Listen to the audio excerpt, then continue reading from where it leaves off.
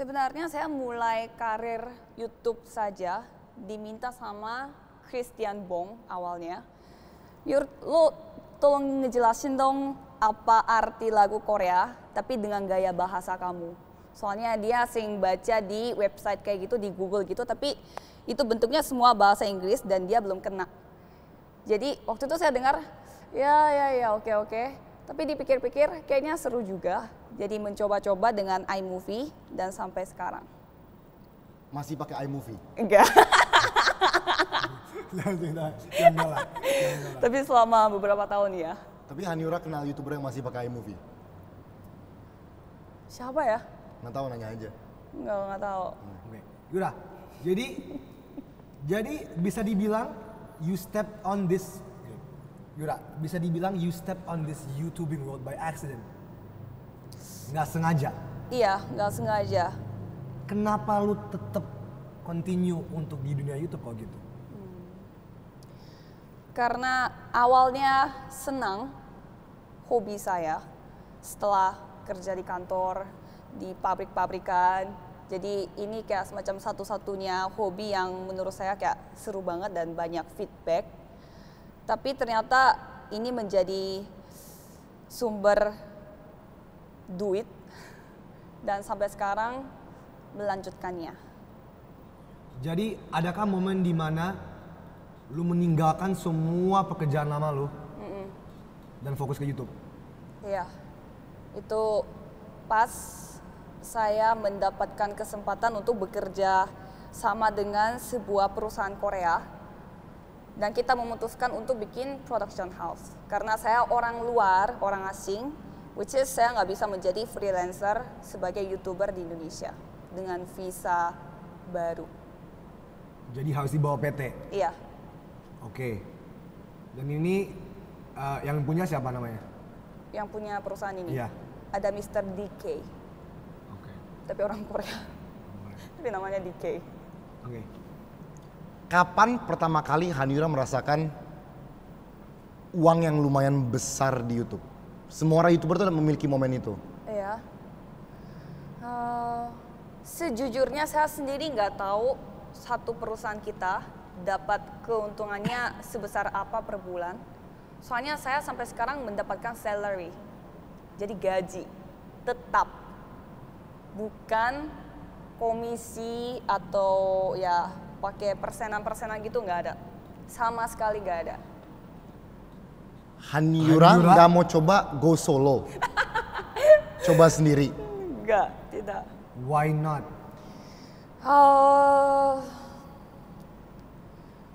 Pertama, jujur, pertama itu karena visa. Nggak boleh ada namanya visa YouTuber gitu, nggak ada dan nggak boleh ada. Freelancer orang luar, bentuknya media kayak gini, marketing dan juga konten kayak gini, dunia entertainment ini nggak ada visa kayak semacam begitu. Dan bakal kena denda banyak banget kalau misalkan saya melakukan secara ilegal dan itu memang tidak boleh terjadi sih. Dan akhirnya dilapor sama oleh orang, apalagi kita itu bentuknya media. Kita harus dikenal sama banyak orang. Dan dalam kondisi yang seperti itu menurut saya tidak benar-benar nggak mampu sendiri. Jadi tidak ada orang yang benar-benar backup system. Kalau tiba-tiba orang imigrasi datang, lu Haniura, lu nggak punya visa, oke, yuk ke penjara, siapa yang bisa menjaga gua di tengah-tengah itu? Nggak ada. Haniura, tapi perusahaan ya. Ini sangat-sangat menarik. Iya. Sangat. Dan kita akan pasti kembali ke ini. Cuma sekarang saya mau nanya, Haniura udah berapa lama di Indonesia? Ini tahun ke-13. Oke. 13. Oke. Ada keinginan untuk menjadi WNI? Iya. Apakah Haniura sudah memulai prosedur yang sesuai untuk mulai menjadi WNI? Iya.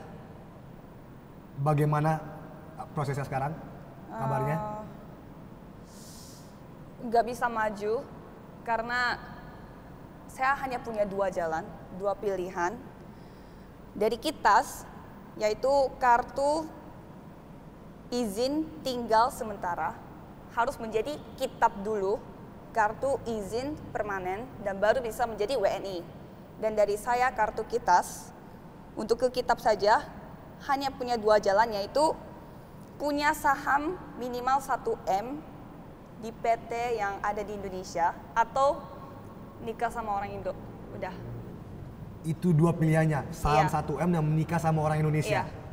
Itu pun perlu dokumen yang super banyak banget dan harus interview sama orang imigrasi ya, I don't know.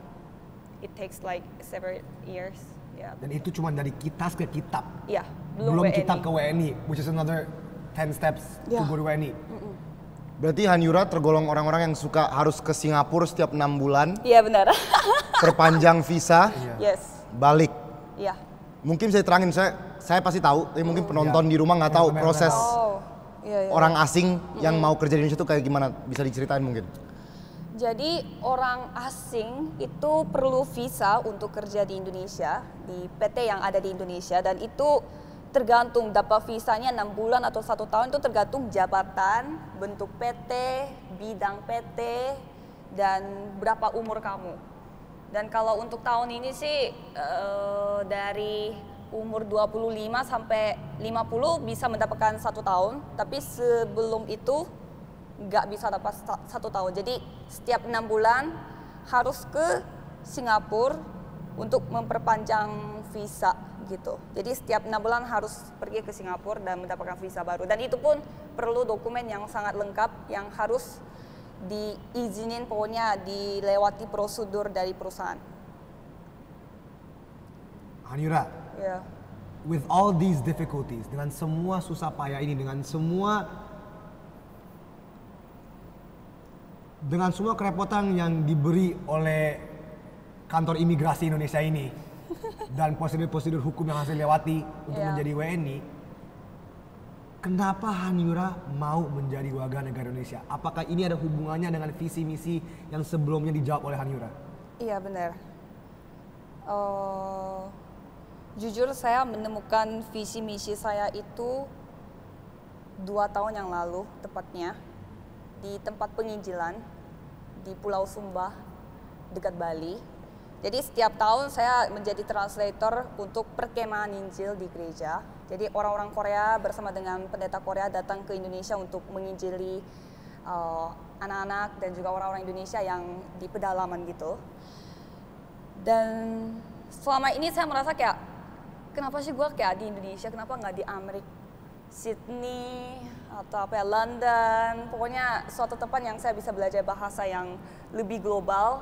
Jadi bisa saya kerja yang lebih bagus daripada ini. Tapi pas 2 tahun yang lalu itu, saya kayak merasakan saya tuh ada di Indonesia, bukan karena saya yang pilih Indonesia, tapi saya ada di sini karena saya harus bantu, bukan bantu sih, apa ya, karena ada keberadaan Indonesia, maka adalah saya.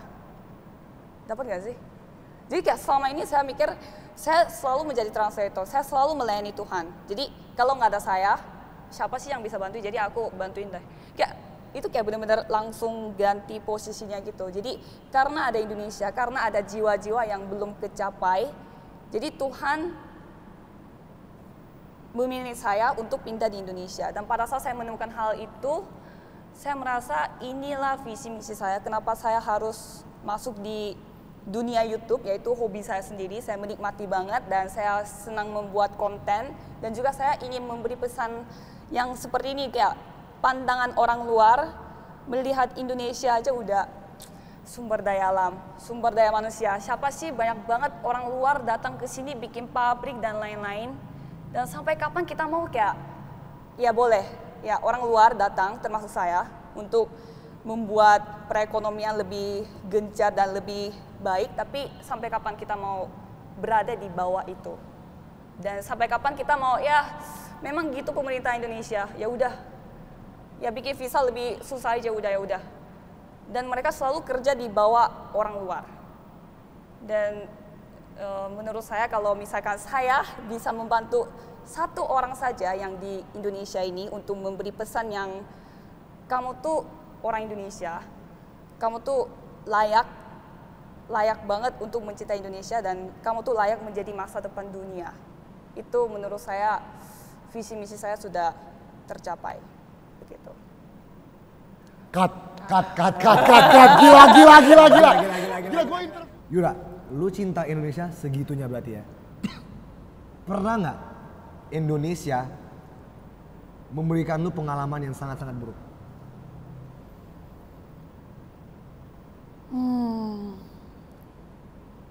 Pernah sih.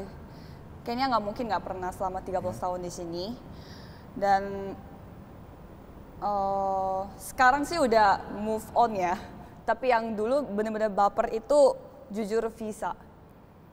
Jadi orang asing bayar visa, bayar pajak, legal, gak pernah melakukan kesalahan apa-apa soal hukum, dokumen, dan lain-lain. Tapi pas di Bali, tiba-tiba di tempat kerja mami gua, didatangi sama imigrasi, orang-orang imigrasi, harus kayak langsung gubrik. Weh, mana paspor.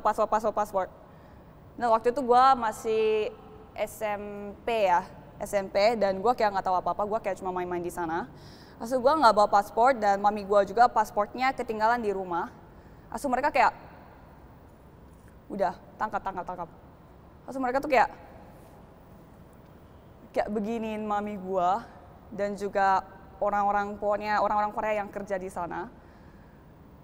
Dan aku kayak agak shock sih sejujurnya kok mereka tuh siapa sih sampai giniin kita, padahal salah kita apa. Dan setelah itu pokoknya setiap kali kalau ada namanya dari kantor imigrasi atau visa, itu nggak tahu kenapa kita bukan orang ilegal di sini, tapi merasa kayak tuh gimana misalkan gimana kita ke Starbucks atau gimana kayak gitu. Jadi selalu menjadi kelemahan, padahal itu bukan kelemahan kita nggak salah apa-apa. Paling itu sih merasa sangat sakit. Tapi jujur gue mengerti soal itu. Coba kita bayangin mungkin orang-orang luar yang ada di Korea, mungkin imigrasi Korea pun mungkin sama, cuma ya sakit aja. Oke. Mungkin Hanyura bisa sedikit sharing sama kita ya, pendapat aja, karena ini lumayan luas pertanyaannya. Iya. Warga negara asing ketika berada di Indonesia, kemungkinan besar dia akan mengambil sebuah posisi yang penting atau pekerjaan yang penting. Iya. Sedangkan warga negara Indonesia yang keluar, sebagian besar menjadi TKI, tenaga kerja Indonesia. Apakah dari perspektif dan pendapat Hanyura, hal ini bisa diperbaiki? Bahwa sumber daya kita keluar bukan menjadi TKI dalam tanda kutip doang. Ini sebenarnya masalah dunia nggak sih? Jadi kita jujur ya ngomongnya, terbuka. Ada negara maju, ada negara berkembang. Negara berkembang selalu dipakai sama negara maju. Mungkin dulu dengan secara fisik langsung perang, gua jajah lu dijajah. Tapi kalau sekarang semuanya berhubungan dengan ekonomi dan juga budaya. Gua negara maju, gua yang ngontrol perusahaan lu, gua yang bakal kirimin rakyat-rakyat gua untuk kayak menyedot semua duit dari negara berkembang yang dimana sumber daya alamnya bagus banyak banget, dimana itu bisa menjadi sumber duit gue juga. Jadi kayaknya bukan hanya Indonesia sih, orang Korea pun banyak banget menjadi kayak orang laundry, orang bersih-bersih. Kalau kita lihatnya orang Korea di Amerika atau Australia gitu masih banyak banget. Jadi itu bukan sesuatu yang gua harus ngomong bisa atau tidak, tapi kayaknya itu memang PR kita nggak sih sebagai generasi berikutnya. Jadi sampai kapan kita benar-benar diperbudak oleh negara maju. Jadi sampai kapan kita dijajah oleh negara maju dengan ekonomi dan budaya. Sebenarnya itu pilihan kita. kayaknya. Berarti ya menurut Hanyura penjajahan tuh belum berakhir ya? Belum. Penjajahan mungkin dulu secara fisik tapi sekarang enggak. Iya, sekarang secara mental. Hanyura, ada hal menarik tadi yang disebut, Korea itu sebenarnya juga first world country lah. Iya, Korea, Jepang, Singapura, kalau kita ngomong Asia ya, tapi first world. jujur Korea nggak sebagus Jepang. Tetapi tergolong first world country. Ya, lumayan. Apa nih lumayan. istilah paling benernya? Iya kan? Most economic developed, MEDC. Ya. Most economically developed country. Nah, tetapi di Korea pun masih ada orang yang ke Amerika dan mengemis. Iya. Oke.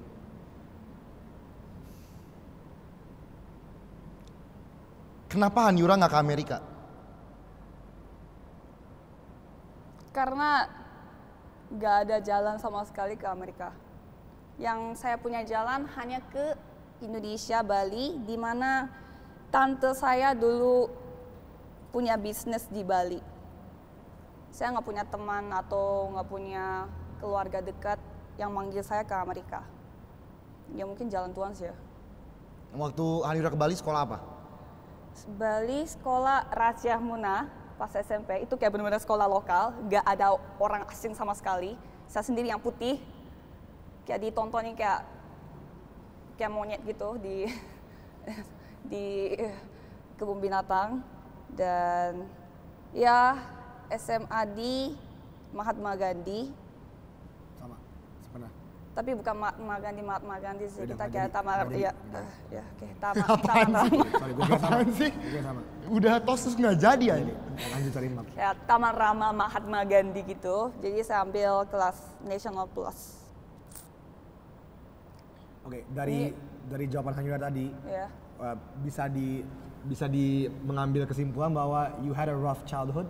Yes, it is. Explain how.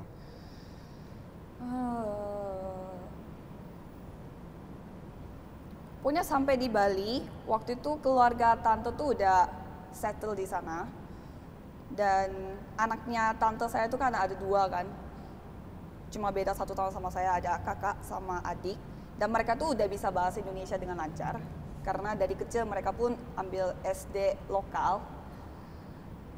Dan tante dan om bilang, kamu tuh kalau di Indonesia jangan berusaha untuk belajar bahasa Inggris. Nanti kamu akan belajar bahasa Inggris, bahasa Indonesia, dan juga kamu orang Korea. Jadi kamu bakal mess up banget. Jadinya nggak bisa semua bahasa. Jadi daripada itu kamu langsung belajar bahasa Indonesia saja. Habis itu saya dimasukin ke sekolah yang benar-benar semua orang ngomongin pakai bahasa Indonesia. Jadi nggak ada orang yang ngerti bahasa Inggris. Walaupun itu guru bahasa Inggris. Jadi kayak nggak bisa komunikasi gitu loh. Jadi setiap hari ke sekolah hanya untuk apa ya, kayak gambar-gambar, tulis diary, dan tidur. Dan selalu dapat 0 gitu kalau ujian. Oh, kalau matematika selalu dapat minimal 30. Karena semua angka. Jadi Hanyura benar-benar menjadi orang asing. Iya. Benar-benar orang asing dan menjadi orang yang diasingkan. Iya. Merasa asing. Apakah sampai sekarang Hanyura merasa orang asing di Indonesia?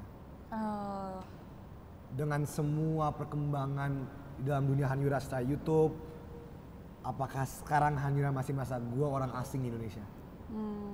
Iya. Tapi dulu asing yang diasingkan, kalau sekarang orang asing yang apa ya, ditinggi-tinggikan, kayak dipuja dan disukai.